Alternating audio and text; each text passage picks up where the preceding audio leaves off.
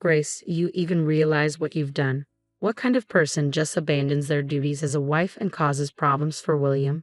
You're a terrible wife, and I'm going to teach you a lesson. Mother, Grace responded calmly, I have my reasons for leaving. It doesn't matter, her mother-in-law snapped. We're moving into a nice, new apartment. If you want to live with us, I'll let you know the address. Grace thought to herself, I'm sure she still doesn't know anything. Well, it's a good thing she's in the dark. No, thank you, Grace said firmly. My name is Grace, I'm 35 years old, and I work in an office. My husband, William, and I have been married for 5 years. He's now 45 years older than me. I used to date older men, but William's generosity and kindness drew me to him, and we eventually got married. For a while, our marriage was satisfying, but before long, a shadow fell over our peaceful life. I lost my job. William was suddenly laid off too. The company's business had taken a hit from the recession. I never imagined he would lose his job, especially since he worked for a big company. I thought we'd be financially secure for life, but it turns out that nothing is guaranteed in this world. We became financially strained, and I decided to return to work immediately. I contacted the company I had worked for before getting married, and luckily, they rehired me. They needed someone to fill in for an employee who had just gone on maternity leave. I was relieved that at least we had some income, but William struggled to find a new job. It's tough for a middle-aged man to start over. Eventually, he had no choice but to take on part-time work as a day laborer, bringing in about $700 a month. I was back at work, but my salary wasn't much either. We were barely making ends meet. William, I suggested one evening, the rent here is too high. Maybe we should move to a cheaper place and save some money. It would help us manage better if we lower our fixed costs. We had been living comfortably in a nice apartment, thanks to William's previous high income, but now I thought it was time to face reality and find a more affordable place. But William rejected my idea firmly. No, we're not moving. Why not? I asked, confused. If we move to a smaller, cheaper apartment, Mom will start asking questions. So what? I countered. Why not just tell her the truth? We're having a hard time making ends meet because you're out of work. William's face turned red with anger. Don't you dare tell my mother I'm unemployed. Your salary and my earnings are enough to pay the rent. We'll leave it at that. I was shocked and confused. It seemed like he cared more about his pride and our home than about protecting our marriage. Even if we could cover the rent, we were still struggling with our finances. I had suggested moving to save money, but William wouldn't budge, and I eventually gave up on the idea. Life continued to be difficult, and then one day William made an unbelievable comment to me. This is all we have for dinner today? He asked, incredulous. We used to have more dishes. Just because you've started working doesn't mean you can slack off on your duties. Don't be lazy and manage this better. His words made me furious, and I couldn't hold back my retort. I have no choice. We were struggling to make ends meet. I was doing my best to manage both the house and my job, but someone's unnecessary pride in staying in this apartment left me no choice but to cut back on food expenses. Or you could just make more money, and then everything would be just the way you want it, I remarked provocatively. William's face flushed with anger. What the hell? Don't you dare talk to me like that. Just wait and see. I'll land a job at a good company and make more money than you. William's temper flared, but I told myself that if this sparked his motivation, I could endure his outbursts. I convinced myself it was fine, but reality soon set in. Despite his determination, William couldn't find a new job. He ended up working part-time as a day laborer, unable to secure anything better. Even with renewed motivation, the job market proved harsh. I could understand if he had taken the time to study and earn a qualification, but he hadn't. He simply worked part-time. Each interview led to rejection, and the humiliation of bowing down to younger interviewers wore him down. Eventually, William stopped looking for a job altogether, though he still believed he could earn more than me. By this point, I was disappointed and had already given up on the idea that he would turn things around. But my worries didn't stop with William. Earlier today, I received yet another phone call, this time from my mother-in-law. She called without hesitation, despite knowing I was at work. When I checked my phone during lunch, I saw over 10 missed calls. When I finally returned her call, her voice was sharp from the very first word. Why didn't you answer the phone right away? I told you the other day that I'm at work, didn't I? Work? You call that working? My needs should come first. Since losing her husband a year ago, my mother-in-law had been calling me constantly. I understood she was lonely and felt I should support her. But all she ever talked about was how it's a wife's duty to support her husband. When she found out I had started working, she became furious and wouldn't stop calling. While I was at work, my phone rang again. Did you talk to William about this properly? You can't even bother to return my calls. I'm sorry, I said, trying to keep my tone calm. But it's difficult for us to live with you right now. I'm not asking for your opinion, she snapped. William won't object to it. Actually, William says it's too difficult, I explained. Besides, we're having some financial issues. Financial issues? How can that be? William works for a big company. They pay him well, so you two must be rich, right? I was at a loss for words. William had been adamant that I shouldn't tell my mother-in-law the truth, so I couldn't explain our situation. She thought I was being selfish for working, convinced that I was lying about our financial struggles. Her constant calls were stressful, not just when I was at work, but even at night. A wife's first priority should be to support her husband, she often lectured. Taking care of your husband means taking care of his mother too. Why haven't you visited me lately? What's wrong with you? I work full-time, and I'm exhausted, I explained. William has been working part-time on weekends, so our schedules don't match. I'm sorry, but we're both so busy that it's hard to find time. Your schedules? But William is off on weekends. You could come then, couldn't you? My mother-in-law was clearly frustrated and kept pressing me. I felt it was time to tell her the truth about William. Actually, William works on weekends. What do you mean? She demanded. Just as I was about to reveal the truth, William, who had been lying on the sofa watching TV, rushed over and grabbed the phone from me. Mom, I'm sorry I haven't been able to visit you lately, he said smoothly. I'm working on a big project right now and have been putting in extra hours on weekends. I'll come visit as soon as things settle down. With that, he ended the call and turned to me, his expression stern. What were you doing? He asked, his voice low. Were you trying to tell my mom? I just think it's better to tell the truth, I replied, frustrated. If you keep this up, she'll keep nagging me because she doesn't know what's really going on. I'm sorry to hear that, but don't you dare tell my mom, William warned. That's enough, I shot back. You need to swallow your pride and tell her the truth. Shut up, I'm the one keeping us afloat, so you should be thanking me instead of talking back, he snapped, then stormed off to his room. I was on the verge of breaking down. The financial strain, combined with the pressure from both William and his mother, had pushed me to my limits. William claimed his part-time job was too demanding for him to do any housework, but he only worked on weekends and one day during the week. I knew he was capable of finding a better job or at least helping out around the house, but he chose not to. How can you do nothing at home and expect me to handle all the chores on top of everything else? I had finally reached my breaking point. I decided to leave for a while and return to my parents' house for a week. I wanted William to experience just how hard it was to manage the household alone. When I told my parents about our situation, they advised me to consider a divorce, but I wasn't ready to give up on our marriage that easily. We had been in love once, and we had been married for 5 years. If I was going to end it, I wanted to be sure I had done everything I could to make it work. After I left, William called me. When are you coming back? Where's my mail?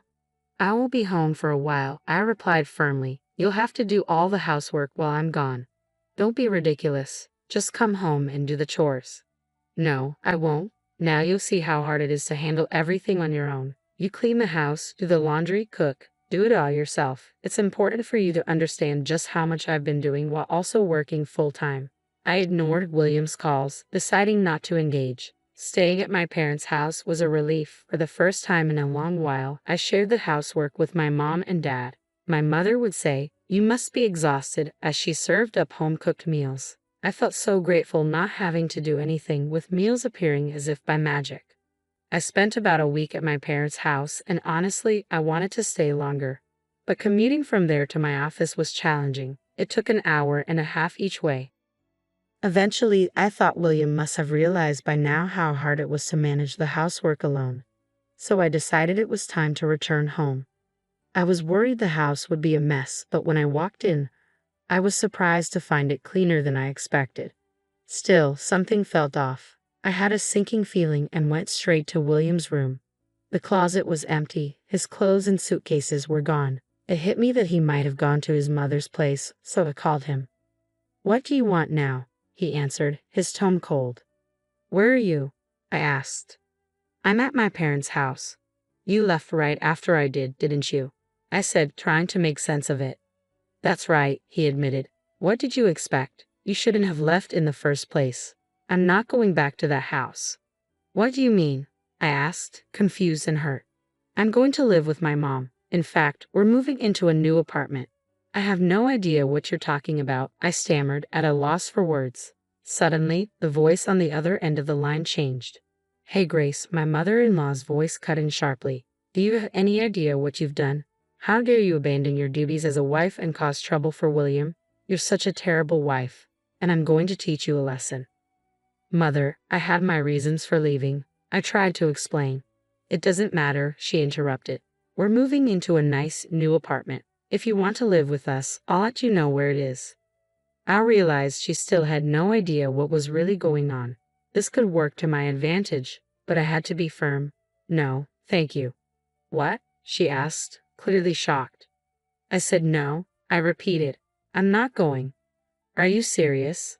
William is going to live with me. If you don't come here, you'll have to be alone. You've been relying on him, haven't you?" "Don't worry," I replied calmly. "I can manage on my own. If we're not living together, there's no reason for us to stay married. I'm divorcing him." "What?"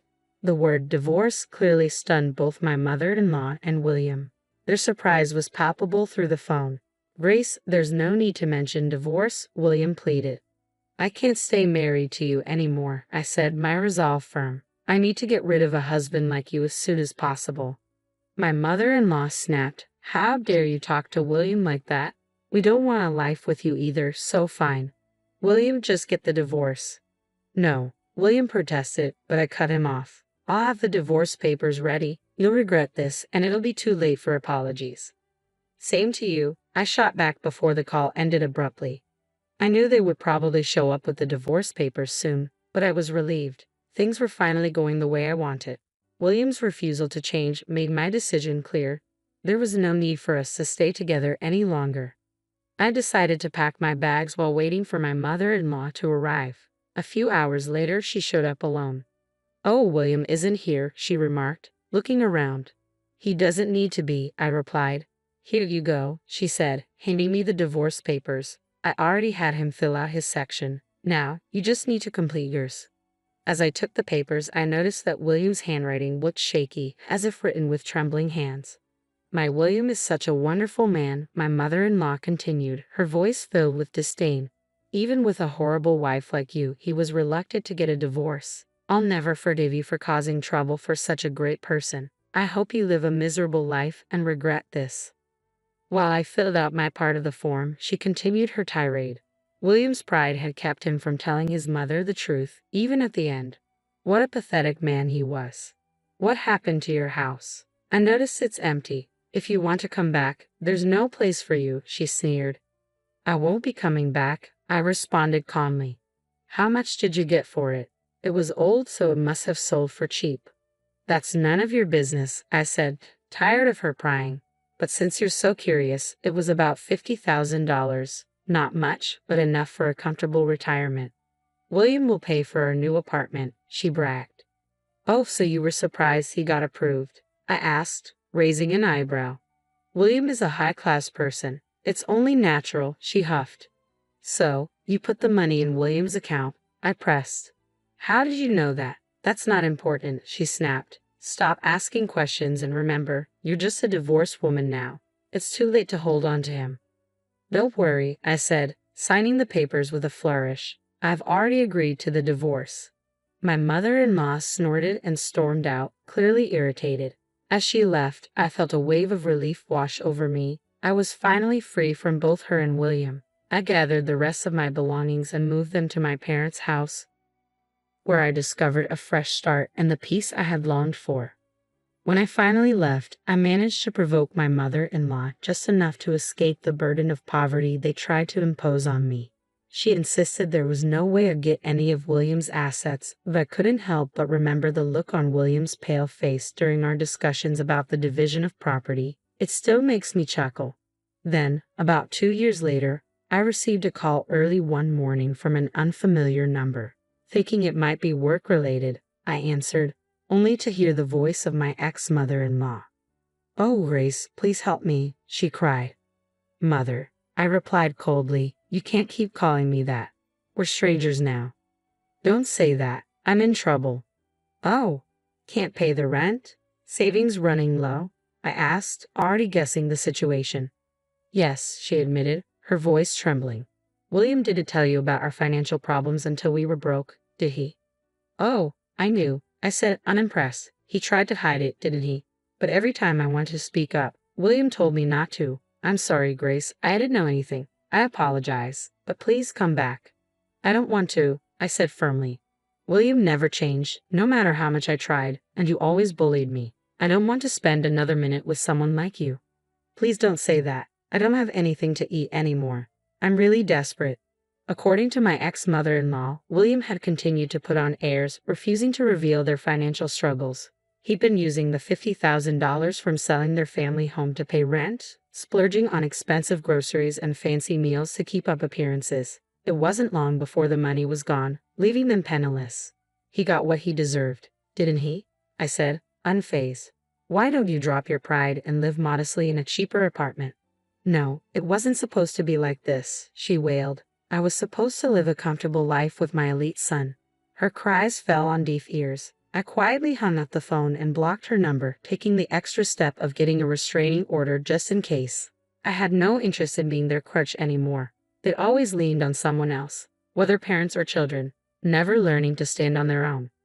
I, on the other hand, was determined to live independently.